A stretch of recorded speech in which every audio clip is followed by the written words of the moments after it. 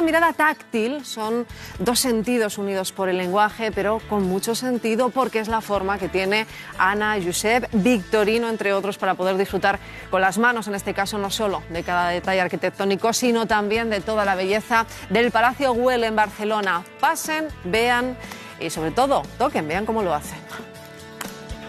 Hola, muy buenas, ¿qué tal? Bienvenidos al Palau Güell, edificio modernista construido por Antoni Gaudí i Cornet para Eusebi Güell. Adelante, que vamos a disfrutar de una visita accesible genial.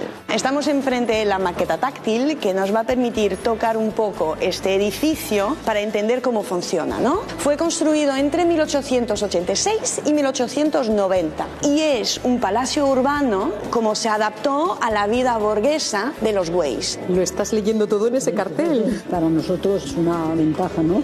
El poder enterarnos por el braille de todo lo que hay, ¿no? Entonces la maqueta me ha gustado mucho. Subimos por las escaleras a la planta noble. ¿Y dónde entramos? Y llegamos por la sala de visita. Y luego entramos en este gran salón que tiene 17 metros de altura. Me está pareciendo muy bonito porque Gaudí me parece muy hábil combinando lo precioso con lo útil también, ¿no? Te has sentado en un sillón muy especial. Sí, sí, muy útil y muy confortable. Y llegamos en una terraza que es una maravilla. Funciona como una corona que demuestra la opulencia de la familia. Todo el arte y toda la fuerza de Gaudí que tú puedes ver con tus manos y que te llega al corazón.